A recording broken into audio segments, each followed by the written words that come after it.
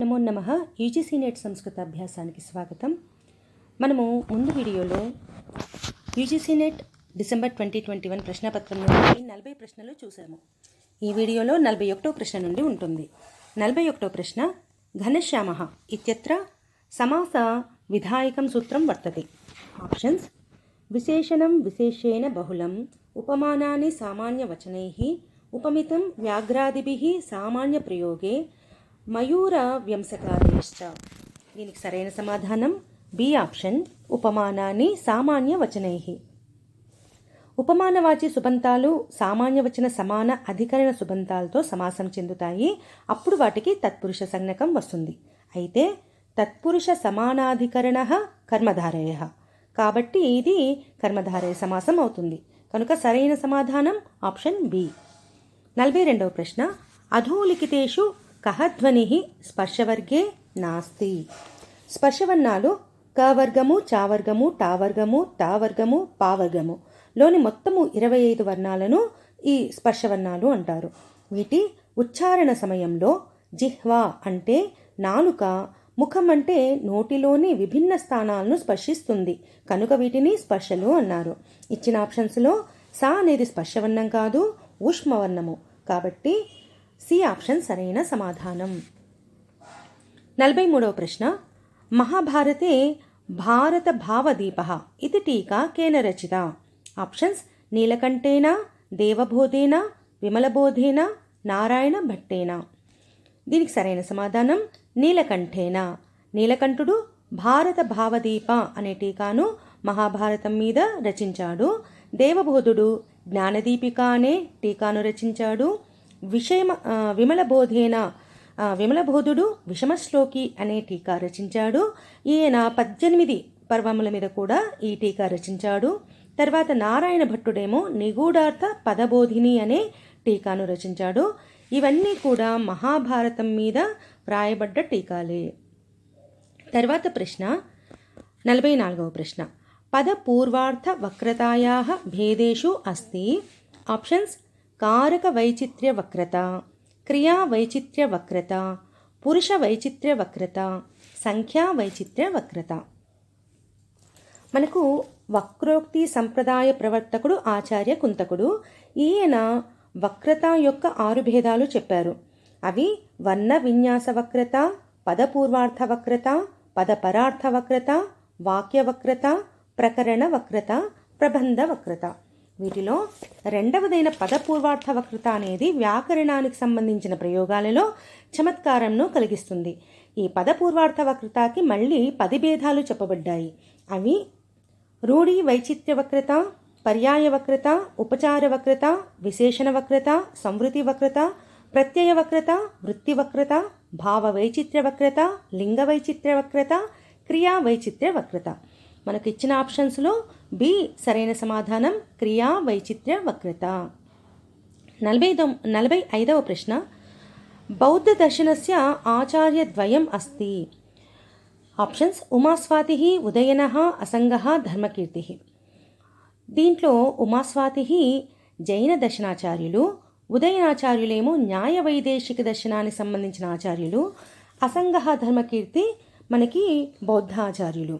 ఇంకా బౌద్ధాచార్యులు ఎవరెవరు అంటే నాగార్జున, వసుబంధు, దిగ్నాగ, పరమార్థ, శాంతరక్షిత, వీరు కూడా బౌద్ధాచార్యులే. ఈ అసంగః విజ్ఞానవాదం అనే నూతన యోగాచార మత ప్రవర్తకుడు. ధర్మకీర్తి కూడా విజ్ఞానవాదియే. కాబట్టి మనకు సరైన సమాధానం బి ఆప్షన్.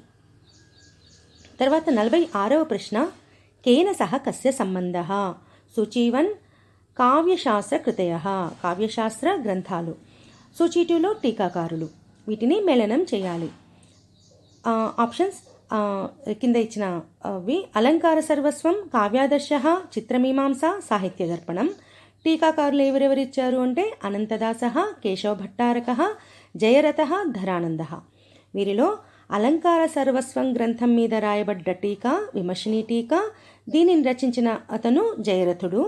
కావ్యాదర్శ మీద టీకా రచించిన టీకాకారుడు కేశవ భట్టారకుడు. చిత్రమీమాంస మీద టీకా రచించిన టీకాకారుడు ధరానందుడు. సాహిత్య దర్పణం, ఈ సాహిత్య దర్పణము రచయిత విశ్వనాథ, ఆచార్య విశ్వనాథ. దీని మీద టీకా అనంతదాసుడు విశ్వనాథుని ఆచార్య విశ్వనాథుని పుత్రుడే.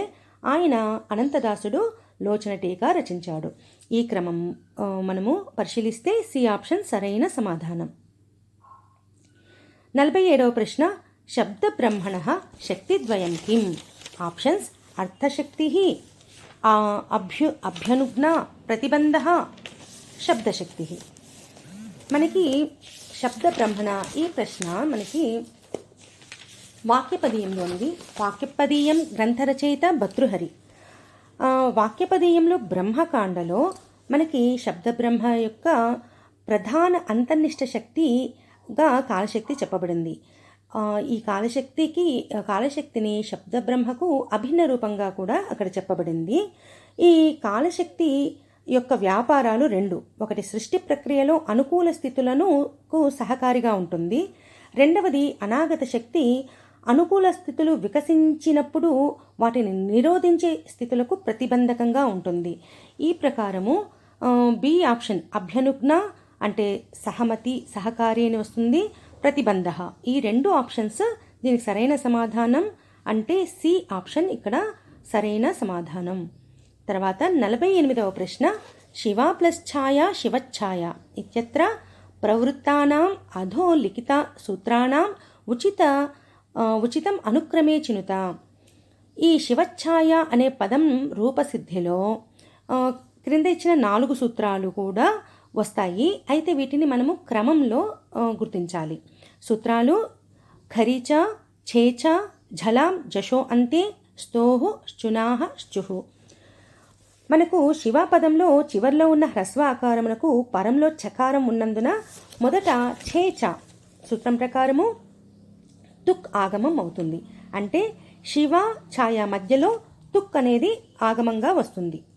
తర్వాత ఝలాం జషో అంతే సూత్రం ప్రకారము ఈ తుక్కులో ఉన్న దీనికన్నా ముందు తుక్ ఆగమమయ్యాక ఉకారము కకారము లోపం జరిగి చివరికి తకారం మిగులుతుంది.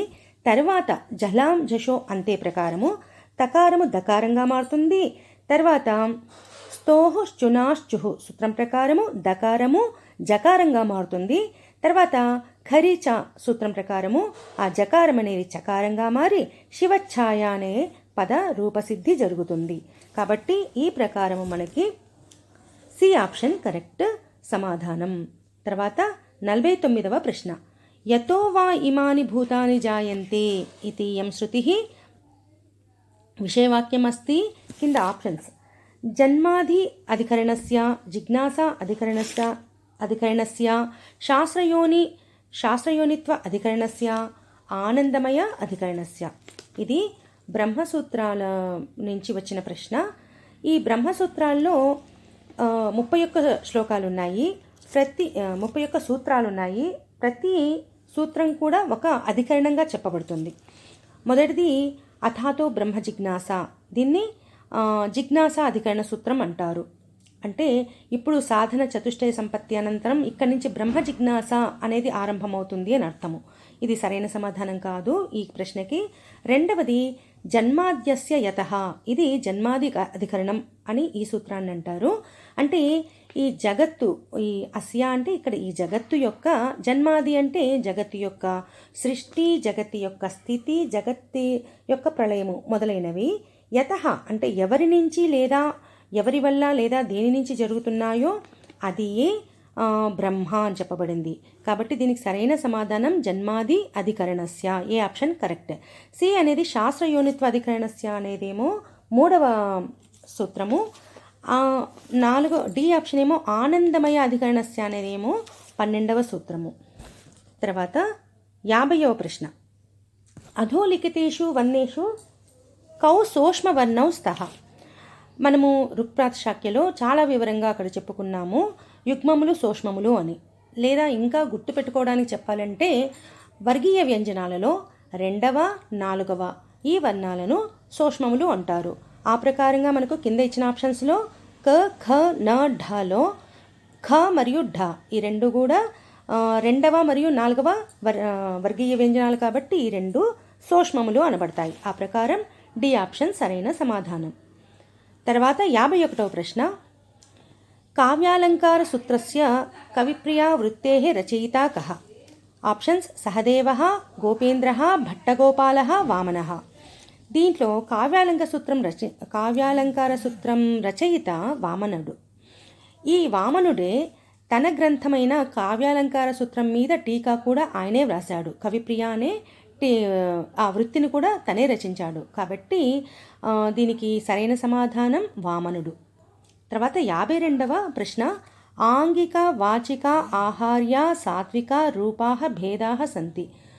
ఆప్షన్స్ అనుభావస్య, అభినయస్య, విభావస్య, సంచారీ భావస్య. ఇది నాట్యశాస్త్రానికి చెందిన ప్రశ్న. ఇది సులభమైన ప్రశ్నే.